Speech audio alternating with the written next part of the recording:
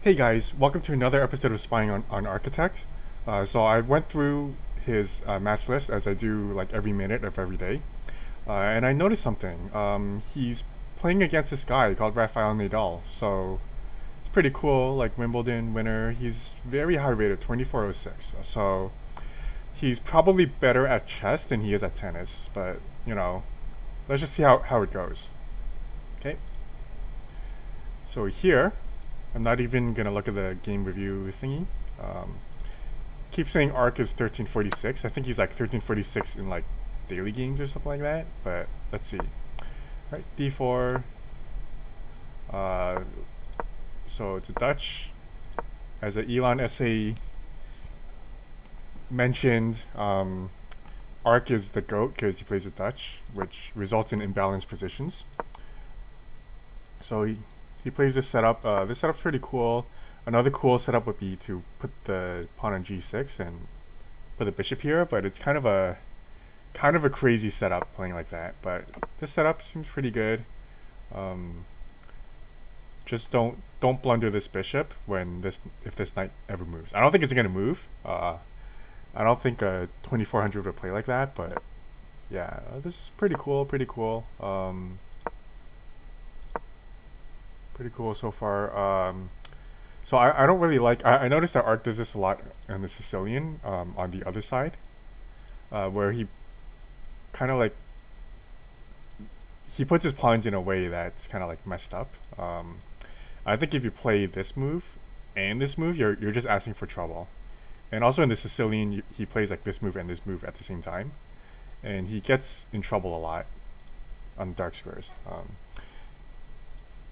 So we'll see how this goes. This might be a little bit premature. I think maybe developing the knight first would have been kind of like an easier way to play. But I just don't think black is really ready to kind of instant. Which happened. Okay, so I think Rafael Nadal wants to do some sort of thing. Um, yeah, so this is pretty interesting. Um, yeah,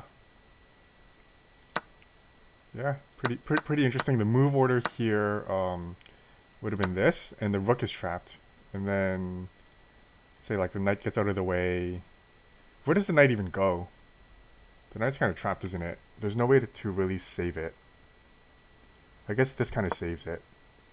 And then you can take the rook as well. And then you can take the bishop afterwards. And then you're up so much material, there's like light square weaknesses. You just kind of deal with it. But because you're up so much material, it doesn't matter. So yeah, move order. Pretty good way to save it. Um, I guess I don't have an issue with king takes if I'm being honest. Computer says it's like, oh, you're terrible at this game, but I'm okay with king takes.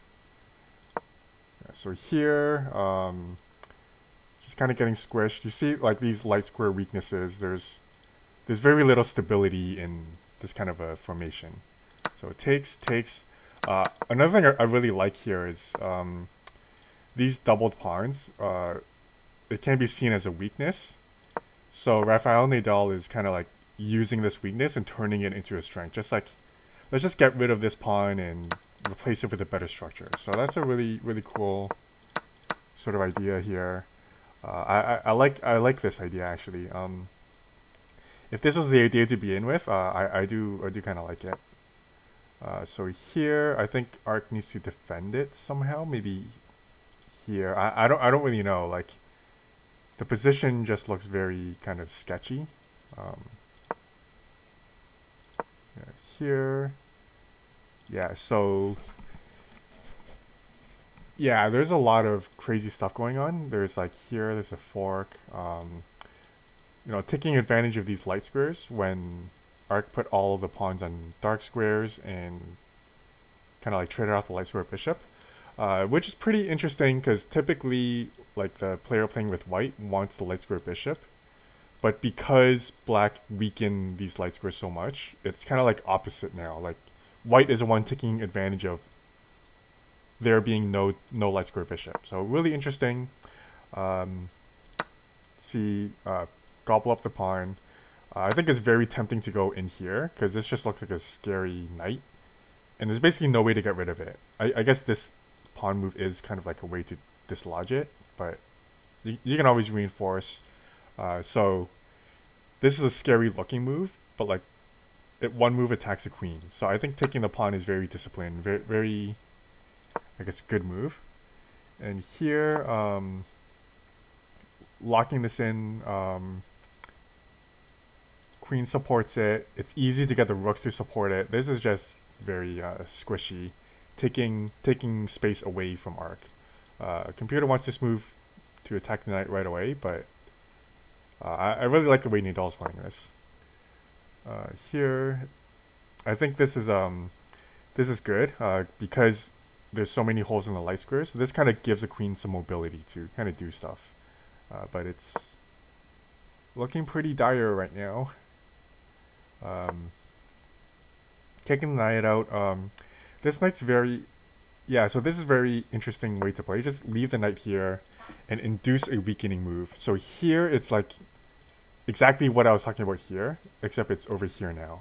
I think the saving grace is you have a dark square bishop to control the dark squares, but just kind of induce this move and pull back. I'm not really sure what the best pulling back move is.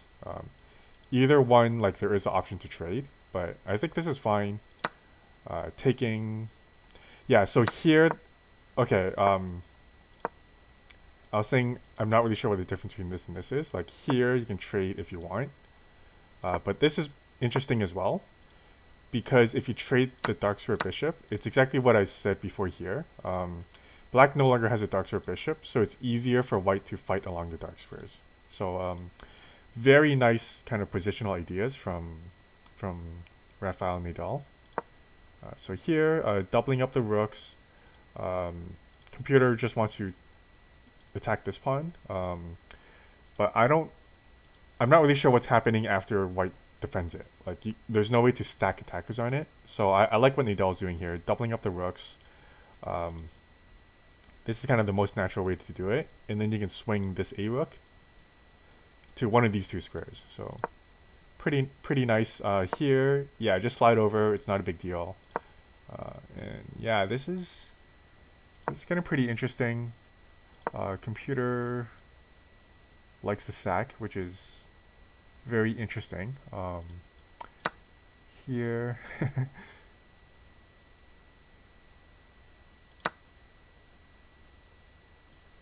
I think maybe because there's no better move. I think that's like the idea of the sack, is that everything is bad. Yeah, this is very difficult to deal with. The problem here is I understand there's like this, but you're still losing the piece. And honestly, where does knight even go? This is kind of like, yeah. White is just making these like little, like the entire game Arc made a lot of weakening moves, and Nadal just kind of, how do I say this? Didn't go full on Ooga Booga attack mode. He just kind of like, oh, you created a small little weakness. I'll take advantage of it. I'll fight along the dark squares which you've weakened. I'll fight along the light squares that you weakened. So, very good understanding of kind of like positional play. So here, I guess it's no different from what the computer was suggesting. Just sack the knight for no reason because you have nothing better. Oh, and that is nasty. That is fucking nasty. Not even takes. Not even takes. That is nasty.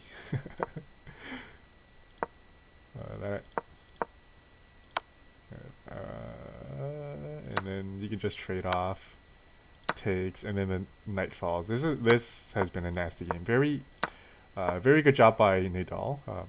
Now this queen trade's forced. Very good calculation here. Yeah. So yeah, Nadal. He's not just good at tennis. He's really good. He's really good at chess. And to be honest, I'm really jealous of Arc. We've established in my kind of essay video that he's friends with Elon Musk, and that's definite positive. Like, Elon Musk is the GOAT at everything. So being friends with Elon Musk is just, god tier stuff. So friend with Elon Musk, friend with Rafael Nadal. So yeah, um, hope you guys enjoyed. See you later.